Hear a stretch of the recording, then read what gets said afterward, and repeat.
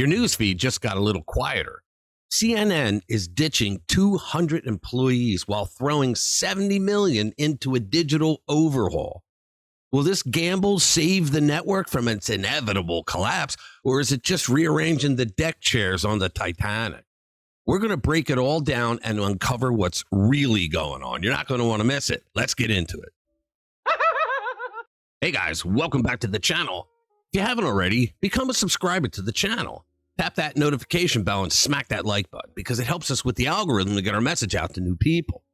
Also, if it's Friday night at 6 p.m. Eastern, we're doing a live stream. We're doing one tonight where we're going to talk about news, humor, and some good old-fashioned conservative common sense.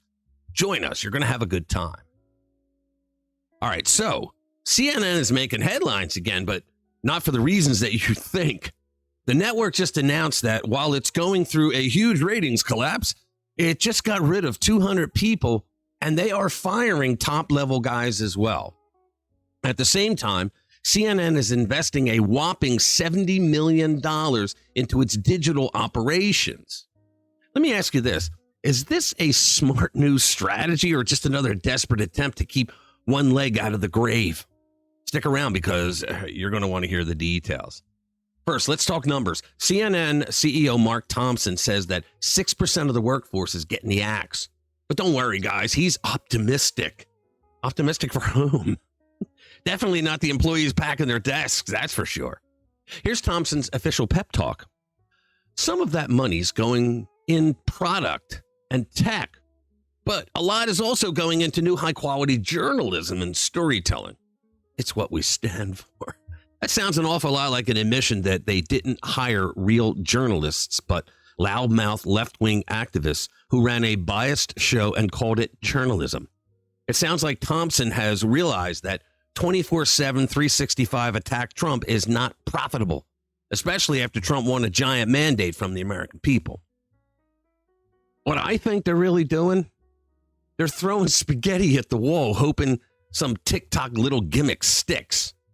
Now, Thompson said he regrets the human consequences of these layoffs, but apparently not enough to change course. Just how far can this plan go before it collapses?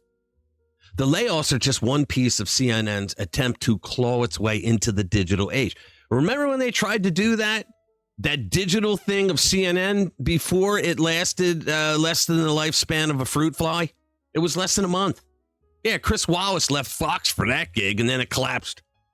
With viewers ditching cable news faster than Wolf Blitzer can say, "Stop making fun of my beard," CNN is now doubling down on streaming, digital subscriptions, and you guessed it, even more ads. Yes, because nothing screams quality journalism like autoplay pop-ups and flashy gimmicks. Now, here's the thing.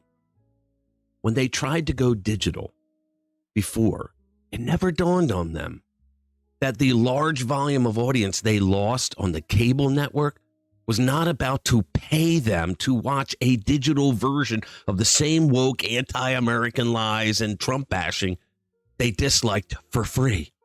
But here's where it gets really interesting, guys. CNN's new lineup is shaking things up. Wolf Blitzer's The Situation Room is moving to mornings. But there's no sign of Jim Acosta. Do you know his real name is not Jim? His first name is Abilio. He's lied to his viewers, even on his name. Well, that's right. The guy who turned press briefings into a drama fest might be on his way out. If true, it's poetic justice for the so-called journalist whose biggest story was about himself. Rumor has it Acosta's been demoted to the 2 a.m. slot for now. You know, when no one's watching. Ouch. Is CNN quietly acknowledging that Acosta's hyper-partisan antics just don't sell anymore? Let me know what you think in the comments below.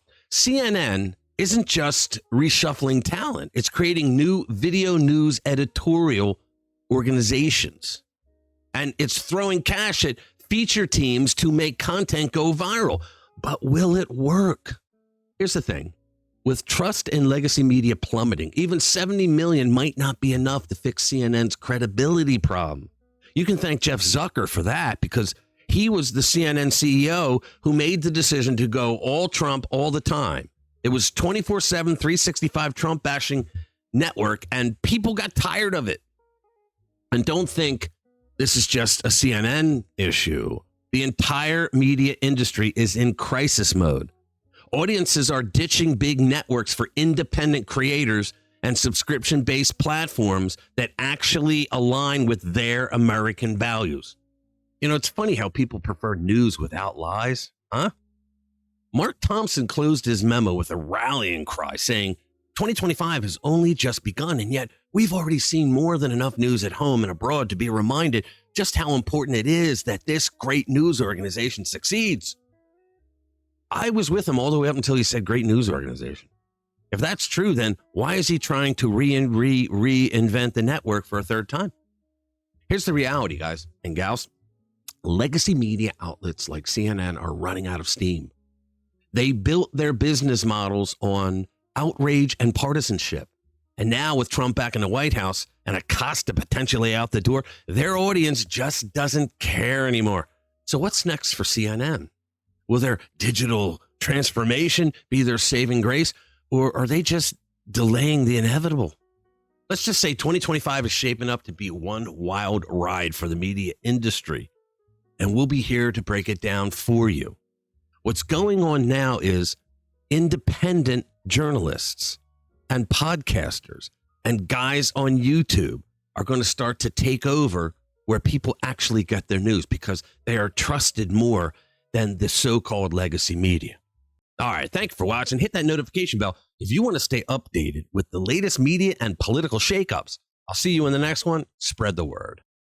I remember the days, all those years ago that never fade away. And I remember your face when you hit the ground. I can recall the time and place.